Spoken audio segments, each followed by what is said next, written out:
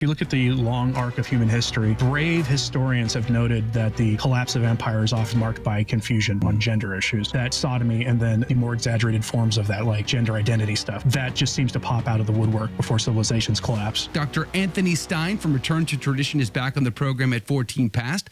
We're going to talk about a canceled bishop out of Argentine who's been sounding the alarm. And he got canceled very early on, back when Francis was still in Argentina, in fact. So we'll talk about that. By the way, my name is Joe McLean. I host a radio program called A Catholic Take, where we look at the world through a Catholic lens.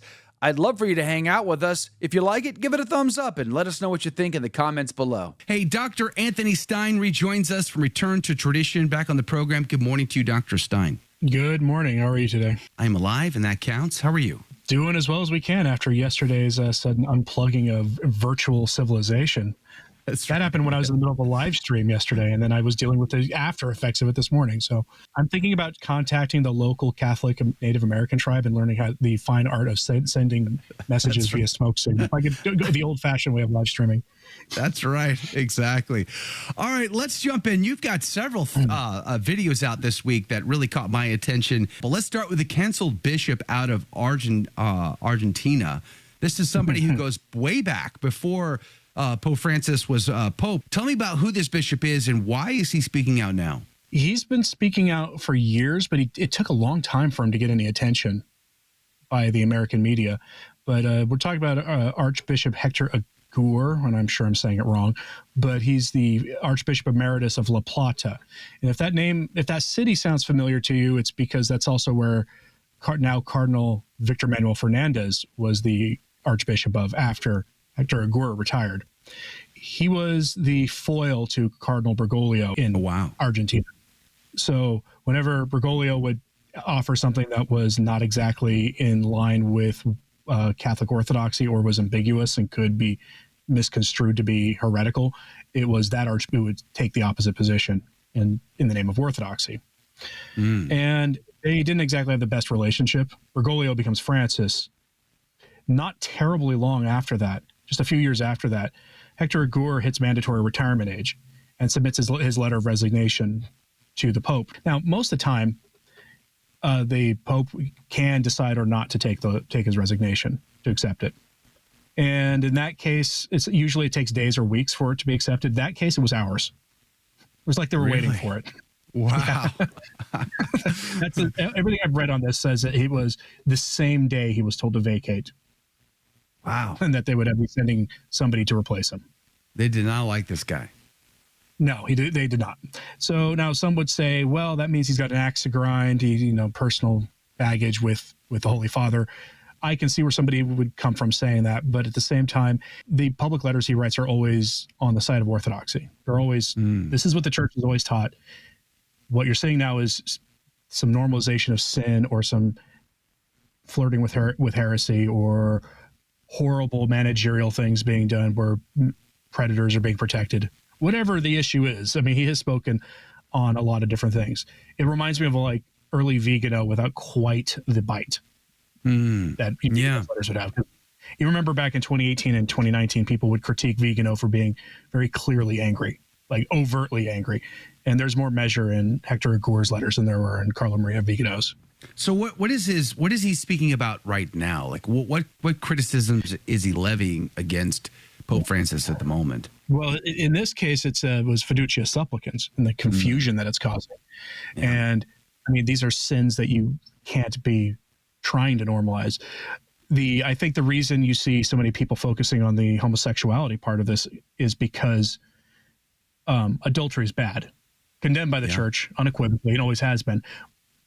Homosexuality is like a step above that, though, because at least adultery does not violate nature, whereas homosexuality cries out to heaven for vengeance or justice, depending on your translation, because it violates the natural law.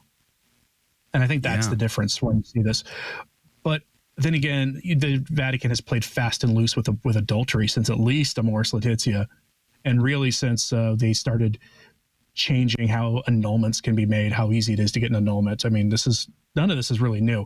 I think it's just partially the focus on homosexuality has to do with the state of the culture, how the voices in that quote unquote community have been very strident and not really caring about overturning the moral order. And the fact is, adultery issue in the church has been something that's been tinkered around with for a decade, at least, if not longer. This is, I guess his name is Saint Nilus, and this is what, the 5th century? And I watched this thing twice this morning because this prophecy is so spot on for our time. Who was he, and then what did he say? He was a 5th century Eastern saint. Eastern Byzantine Empire. He had a job essentially in the public sector, right? He was like a layman who eventually became kind of a desert monk, but he had visions of submarine travel and telecommunications and airline travel and things, and he called it all a great deception of Satan. Not because people weren't really doing this. Obviously, if you've ever gotten onto an airplane and landed half a world away, you'd know you actually did it. But these things would help puff man up full of himself, turn his eyes from God. Remember, the old thing that we always need to remember is that the reason that atheism is itself a form of Satanism is not because you're worshiping Satan. It's just that you're worshiping something else other than God, yourself. Satan doesn't really care what it is you are worshiping as long as it's not the triune God, because then he has you. It doesn't matter. I'm sure he finds it amusing when somebody worships him, but beyond that, it doesn't matter. As long as you turn your eyes from God, that's all that matters. What I found really just fascinating was just how many details are in that prophecy for our time that really match. There seemed to be a nod towards transgenderism in there as well. Mm-hmm. I mean, that doesn't surprise me. If you look at the long arc of human history, brave historians have noted that the collapse of empires often has that and civilizations often is marked by confusion on that issue, on gender issues. That sodomy and then the more exaggerated forms of that, like the gender identity stuff, that just seems to pop out of the woodwork before civilizations collapse, which should be reassuring for everybody, of course. But but people need to remember the point of these of prophecy, which is we have free will. If we actually live the gospel, which is to go forth and baptize all nations and actually spread the gospel of our Lord, the message of his saving grace and what he had gave for us, you can actually put a stop to these things by spreading the gospel. Yeah. It's just that for whatever reason in the modern world, we Catholics have become very bad at it. Obviously it's not true for everybody. There are plenty of good Catholics working on their neighbors and things, and there are street evangelization missions out there. But for whatever reason, as a people, we have grown very lukewarm on this. Yeah, I read the gospel today. I chose the John 15 option today from the gospel passage. And boy, is it ever clear. You got to make a choice. But do you want to look like the world or do you want to be with God's will, which is contrary to the world? And I think too often, I mean, I was just looking at a picture of Father James Martin yesterday blessing yet another homosexual couple at an event. That looks like the world. That feels like the world. It doesn't feel in contradiction to the world that Jesus speaks of in John 15. The chicken dance mass. Have you seen that? Yes, I did see that. Yeah, in fact, I mean, the report that came out this week, I'm going to get you to comment on this about Germany, closing door after door after door, and the German synodal way trying to find a backdoor option to get what it wants. And you've commented on that in your channel this week as well. Yeah, I'm going to be redoing my live stream from this morning where it came out that the Vatican told them no. What the German bishops want is to decentralize the hierarchical authority. They want to invert the hierarchy.